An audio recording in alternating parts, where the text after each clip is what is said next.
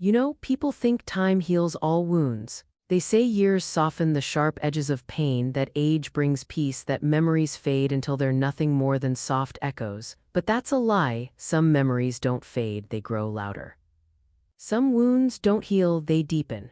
And some absences carve a hollow inside you so big that even after 40 years, you can still hear your own heart calling out to the one person who's missing. And that's why I am sitting here today with these wrinkled hands folded in my lap, my breath slow and uneven, my eyes tired from searching the faces of crowds for decades, because I want to tell you the truth. The truth about what happened the day the world swallowed me whole and spat me out as someone unrecognizable. The truth about the day I lost everything, including the little girl whose fingers had once wrapped around mine so tightly that I thought nothing could ever tear us apart. But life doesn't ask permission. It doesn't warn you before it breaks you. It doesn't whisper before it turns the page of your life and scribbles a tragedy where there should have been joy. I look down at my hands sometimes, the same hands that once lifted my daughter into the air while she giggled, the same hands that pushed her on the swings at the neighborhood park in our small American town. Today, those hands shake. Veins like thin blue rivers run across them, and every wrinkle feels like a scar carrying a piece of a life I never fully got to live. When the camera lights shine on me, I feel something inside me unclench, as if my story has been locked away for too many years, waiting for anyone to hear it before I breathe my last. And maybe that's why my voice carries this strange mixture of pain and wisdom, pain from the years I lost and wisdom from surviving them. You want to know how it all began? Let me lead you there gently. It wasn't a stormy day. It wasn't a dramatic day. It wasn't one of those moments where the universe gives you a sign. No, it was a peaceful Sunday morning. The kind where sunlight spilled through the curtains like warm honey, the kind where birds sang without a care in the world. My wife was making pancakes in the kitchen, humming softly, and our daughter, my sweet little Emma, ran around the living room hugging her stuffed rabbit. If someone had told me that in just a few hours every piece of that little world would shatter, I would have laughed. That's the thing about tragedy, it comes like a thief, quiet, calculated, patient, but I'm getting ahead of myself. Before I talk about that day, I need to take you even further back to when I was just a boy with dust on his shoes and foolish dreams in his heart. I wasn't born into much. My childhood was simple, sometimes hard, but filled with moments that shaped me. I grew up in a small American town with streets that smelled like summer rain and old bookstores. My father was a mechanic, his hands always stained with oil, his voice always calm, always steady. My mother worked at the library, her fingers dancing across book spines as if every story whispered her name. I remember lying on the living room floor, tracing dust patterns in the sunlight while my parents talked softly in the kitchen. Life wasn't perfect, but it felt safe. It felt warm. I thought it would always be that way. My dreams were simple too. I wanted to be a good man, a good husband, a good father. I wanted to come home to a family that smiled when I walked through the door, and somehow I got that. I met my wife, and she was the kind of woman who could quiet storms just by being in the room. Together we brought Emma into the world, and the first time she wrapped her tiny fingers around my thumb, I felt something shift inside me. I had held tools, books, steering wheels, but that tiny hand held me, completely, irrevocably. I didn't know then that the universe had already begun writing a chapter in my life that would tear me apart. I didn't know that every laugh, every bedtime story, every moment of peace was a memory I would later relive in the darkest corners of my mind just to remind myself I had once belonged somewhere. I didn't know that the same park where I taught my daughter how to kick a ball, how to climb a slide, how to chase butterflies, would become the place where I took my last breath as the man I used to be. But before I reach that day, I need you to understand my heart. I need you to feel the warmth of the home I once had, because only then can you truly understand the coldness of the years that followed. When I talk about Emma, my voice may shake, but it is not because I'm weak. It's because loving someone so deeply for such a short time leaves a mark that not even 40 years of wandering can erase. That child was my world. And the memory of her little shoes tapping on the pavement, her laughter echoing across the park, her arms reaching up to me, every bit of it kept me alive when I had no reason to breathe.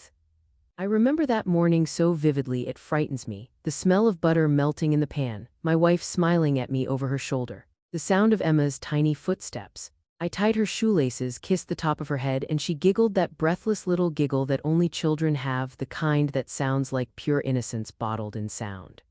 If I had known that was the last time I would ever tie her shoes, the last time I would touch her hair, God, I would have held her longer. I would have memorized every freckle on her face. I would have whispered 1,000 times, "Daddy loves you." But destiny had its own plans. And now, sitting here as an old man with bones that ache from both age and sorrow, I finally have the strength to open the door to those memories I locked away. Because telling this story is the only way I can breathe again. Because somewhere out there, someone might be searching for hope, and maybe my story will be their reminder that even the darkest nights end eventually. So, let me take you to that park. Let me take you to the moment my life split in two, the moment I vanished from the world I loved, the moment everyone thought I was gone forever.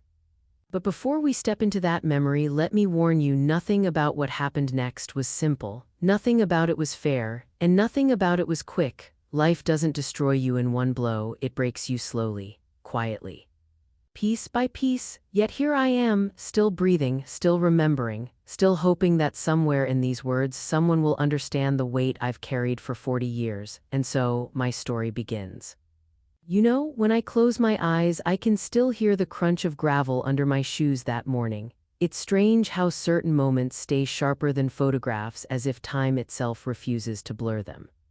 Emma's little hand was wrapped around my index finger, swinging back and forth, her tiny legs trying to match my steps but always half a beat too slow. She wore that yellow dress, her favorite one, the one with the little white flowers stitched near the hem. It fluttered as she ran ahead, the sunlight catching her hair like a halo. I remember smiling at her, thinking how beautiful childhood was, how protected, how untouched by the cruelty of the world. I didn't know that in just minutes that same world would tear our lives apart so brutally that for decades I wouldn't even be able to say her name without choking on the ache in my throat. The park was already busy when we arrived. Parents chatting on benches, kids scattered like colorful confetti across the playground, swings creaking softly in the breeze. It was the kind of place where nothing bad was supposed to happen, the kind of place that made you believe humans were inherently good. I let go of Emma's hand for 1 second, just one, and she darted toward the swings, laughing the way only children can, carefree and completely trusting the world around her. I watched her from a few steps away, bending down to tie my shoelace. I remember the sound of the swings, the laughter, the wind, nothing unusual, nothing alarming, just life happening, and then silence. A sudden, unnatural stillness, like the world inhaled and forgot how to exhale. I stood up, looked toward the swings, and she wasn't there. Not panicked yet, just confused, I stepped forward, scanning the playground.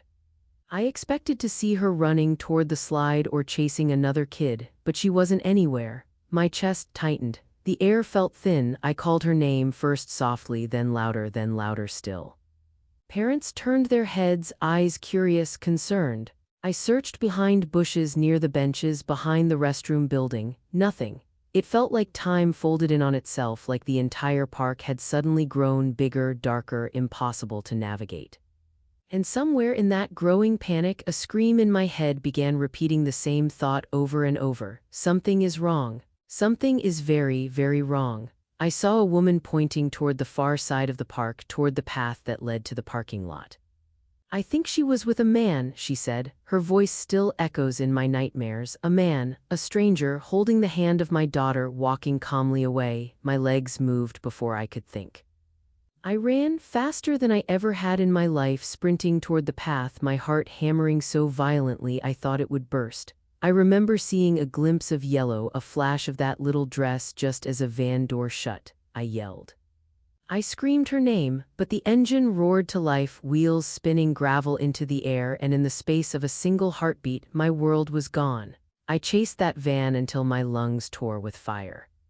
I chased until my knees buckled and I collapsed on the road, my palms scraping against rough asphalt. Cars honked, people shouted, but all I could hear was the echo of that van fading into the distance, carrying my child away from me. everything after that moment becomes a blur: sirens, police radios, questions I couldn't answer. My wife's scream when she realized Emma was gone, the sound of her body hitting the kitchen floor as she collapsed. The smell of burnt pancakes still on the stove. It was chaos, it was agony, it was a nightmare I couldn't wake up from. For days I didn't sleep. For weeks my voice cracked from calling Emma's name into empty fields and dark streets. For months I lived between police stations, flyers, interviews, dead ends. And for years, decades, I walked with a piece of my soul missing. People don't understand what it feels like to lose a child like that, not to death, but to the unknown. Death gives closure, but the unknown, it's a prison without walls. Every child's laugh becomes a reminder. Every empty room becomes a grave. Every night becomes a battlefield where hope and despair tear each other apart. But what most people don't know, what no one ever truly understood, is that my story didn't end there. Because in the chaos of searching for my daughter, in the desperation and fear, something else happened, something that would twist my fate in ways no one could have predicted. The men who took Emma, they didn't leave the park alone, and before I could even warn anyone, before I could even breathe, someone grabbed me from behind. A hand, a rag, a cold chemical smell, and then darkness. When I woke up, my life as I knew it had already been erased. When I woke up, the world had already become unrecognizable. My body ached in ways I hadn't known possible, my wrists bruised from ropes, my head pounding as if every memory I had was trying to escape at once. I couldn't see much, just dim light filtering through a small window, the smell of damp wood and stale air heavy in my lungs. I tried to speak, but my voice was hoarse, nothing but a whisper of the man I used to be. And in that silence, I realized that the people who had taken me, they didn't just want to scare me, they wanted to erase me. And for 40 years, in ways I couldn't imagine at that moment, they nearly did. The first years were a blur of survival. You think a human can adapt to anything, and somehow they can. I learned quickly that trust was dangerous, kindness could kill you. And yet, somehow, I clung to a fragile thread of hope, the hope that Emma was alive. That one thought kept me moving when my body screamed to give up. I moved from city to city, state to state, changing names, faces, pretending to be someone else while trying to remember who I really was. I washed dishes in diners, worked construction in the bitter cold, slept in abandoned buildings and cheap motels where the sheets smelled of bleach and despair. Each day was a repetition of fear, labor, and vigilance. And yet, each night I would lie awake, closing my eyes to see her little face, the yellow dress, the sound of her laugh echoing across a park I might never return to. There were moments, brief, fleeting moments of light. A stranger buying me a sandwich when I had no money, a nurse letting me sleep in the hospital waiting room because I had nowhere else to go, a child smiling at me in the subway, reminding me of Emma. Those little sparks of humanity were like fireflies in the darkness, fragile, fleeting, but enough to remind me that life wasn't completely lost. And I clung to them because to stop hoping would have been to die long before my body gave out. I became a ghost, drifting through lives that weren't mine. Friendships formed and dissolved before I could let myself get attached. I avoided love because attachment was dangerous, because when the people I cared about disappeared, it left a void so deep I thought nothing could ever fill it. Yet, even in the bleakest of years, there were whispers of resilience. I learned skills, trades, languages. I rebuilt myself piece by piece, though always with one part of me hollowed out, the part that longed to hold my daughter again. That part was the wound that never healed. There were nights when I cried quietly in the darkness, listening to the wind howl outside, imagining the world as it had been my home, my wife, Emma, playing with her stuffed rabbit. Sometimes I would repeat her name over and over until my throat burned, until my lips cracked, until the sound itself became a ritual of survival, because remembering her was both torture and lifeline. The pain reminded me I was still human. The memory reminded me that I had a purpose: to survive, to find her, to one day reclaim what was stolen. Decades passed like this. The world moved on. I watched newspapers piecing together stories of children lost and found, sometimes hoping, sometimes despairing. Every missing child report, every photograph, every fleeting news clip became a map in my mind, a faint thread that I might follow one day. I aged in ways that were more than skin deep. My hair turned gray, my hands grew rough with work and years of tension, my eyes carried the weight of countless sleepless nights. And yet, the inner fire, the hope for Emma that never left me. There were times I almost gave up, times when hunger, cold, and fear made me consider disappearing into the night forever, leaving behind a world I no longer belonged to. But then, a flash of her smile, the memory of her small hands gripping mine would strike me with such force that I could not let myself fade. I sacrificed everything else: comfort, love, normalcy. I became a man forged by suffering, a man who learned to survive on instinct, patience, and memory. And through all of it, I never stopped believing, not for a single day. And in the back of my mind, buried under years of pain, I carried a secret, that somehow, someway, I would see her again, that somehow the world would twist in my favor, that somehow the little girl I lost in the park all those years ago would recognize me. That hope, painful, stubborn, impossible, was what carried me through the darkest years of my life. I learned to live in fragments, to treasure small joys while mourning massive losses. I learned the cruelty and the kindness of the world. And above all, I learned that life does not give answers quickly. It tests, it twists, it stretches your patience across decades. But if you survive long enough, sometimes the impossible becomes possible. And that possibility, that single fragile thread, is what brought me to the moment I am about to tell you next. The moment when the first clue of Emma, finally reached me like a whisper across the years, like a star suddenly visible in a night I thought would never end. For 40 years, I lived in the shadows of a life that wasn't mine, wandering cities and towns, always chasing the ghost of a little girl I couldn't forget. And then, it happened. Something that felt so small at first, so insignificant that I almost ignored it. A flicker, a whisper from the past that refused to die. It began one rainy afternoon in a coffee shop tucked away on a quiet street in Chicago. I had grown used to blending into the background, to watching life pass by like I was outside looking in. I was older now, gray and bent, my hands trembling slightly as I held a cup of lukewarm coffee. The world had grown louder and faster around me, but inside I had always been slow, careful, observant. That day, a woman at the next table was scrolling on her phone, tears in her eyes. She was looking at photographs, pictures of children, missing children, and she whispered something I couldn't quite hear. But then she showed a picture to someone sitting across from her, and my breath caught. It was a photo from decades ago. A photograph of a little girl in a yellow dress, standing in a park with her father's arm wrapped around her shoulder. And something about her, about the shape of her mouth, the tilt of her head, the small smudge on her cheek, made my chest tighten so violently I nearly dropped my cup. My hands shook. I stared at it, not daring to breathe. And then I saw the date. The date of the photo matched the day I lost Emma, the little girl in that photo. It had to be her, but it couldn't be, could it? Could 40 years of separation really end with something as fragile as a photograph on a stranger's phone? I left the coffee shop trembling, the rain soaking through my coat. My mind raced faster than it had in years. I went back to the hotel, sat in my small room, and pulled out every newspaper clipping, every police report, every flyer I had saved through the decades. I cross-referenced names, dates, places. And slowly, painstakingly, I began to notice patterns. People who had known Emma, people who had known me, some had passed away, some had moved. And then a small, nearly invisible thread emerged, a Facebook post shared by someone claiming to help reunite lost families. There was a picture there too, a grown woman, strikingly familiar, holding a photograph of a young man from years ago. A photograph of me. I stared at it for what felt like hours, my heart hammering so loudly I thought it would give away my presence to the empty room. Could it really be? Could this grown woman, 40 years later, be my daughter? And more than that, could she even want to meet me? The post said she had been searching for her father, the one she never knew, the one who vanished from her life when she was just a child. And the more I read, the more impossible it seemed.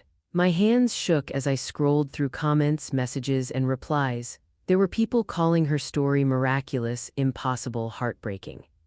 And then, finally, there was a message from her family, her mother, the woman I had once loved. The woman I had thought I would never see again. They had recognized me from my own old photographs, the ones I had kept hidden, thinking no one would ever know me again. I remember sitting in that hotel chair, rain pouring against the window, staring at the screen, thinking the world had finally tilted back into place. And then the fear came. What if it wasn't her? What if after 40 years, after decades of survival and suffering, I had misread a single clue? What if the reunion I had dreamed of all these years was just another cruel trick? I closed my eyes, remembering Emma as she had been, the way she laughed, the way she held my hand, the way her little voice whispered, "Daddy, don't let go." And I realized something. I didn't care if it was impossible. I had to try. Even if it broke me again, I had to know the truth. The weeks that followed were a storm of emotions, calls, messages, and appointments. DNA tests were arranged, careful verification of identities. Every day felt like a lifetime. The moments between checking my email, waiting for confirmation, were torture. But at the same time, every small confirmation, every message, every photograph, every bit of information was a spark of hope, brighter than I had allowed myself to feel in decades. And slowly, it all came together. The DNA results confirmed what my heart had known all along.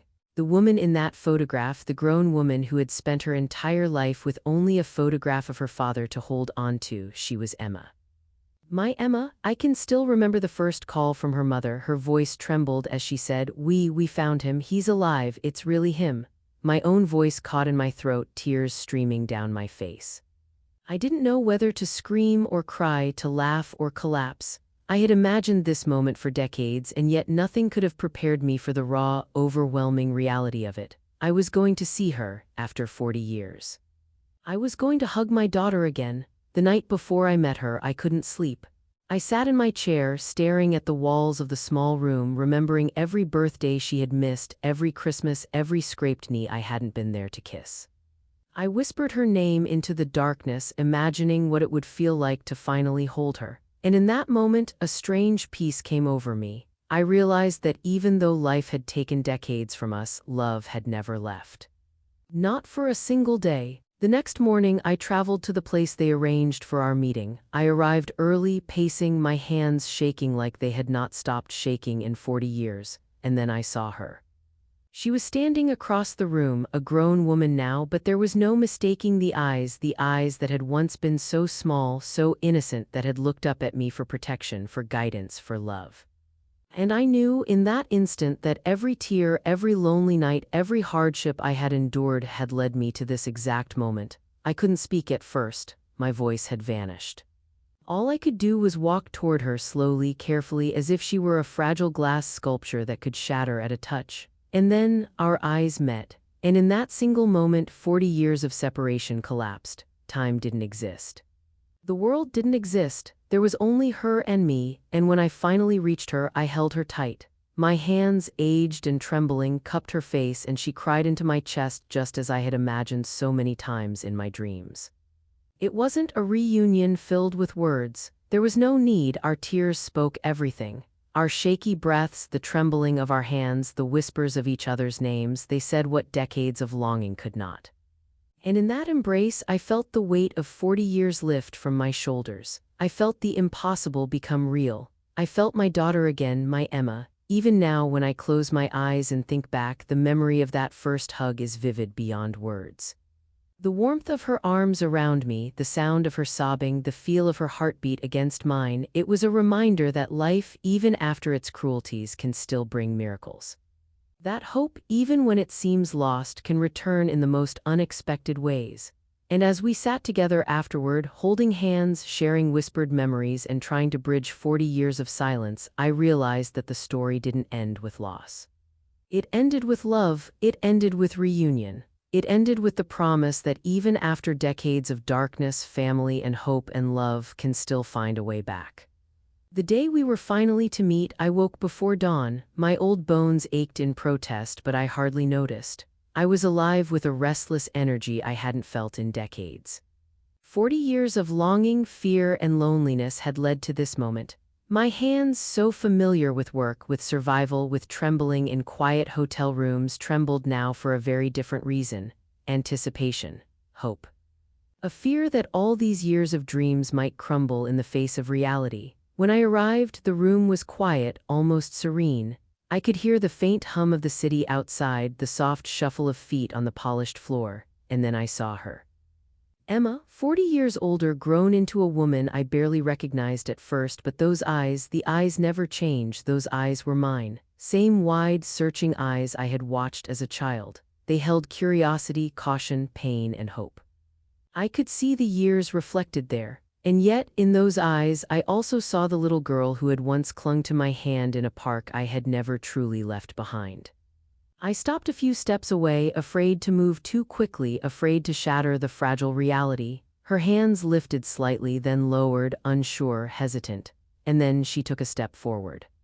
And I moved, and then another step, and suddenly all the years, all the silence, all the sorrow collapsed into a single heartbeat. I reached out my hands, trembling, and cupped her face. She did the same instinctively, and in that moment we recognized each other without words. Our voices came later. First, it was just whispers, my name, her name, repeated like a chant, like a prayer. "Emma, my Emma," I said, my voice breaking. She sobbed softly, shaking her head.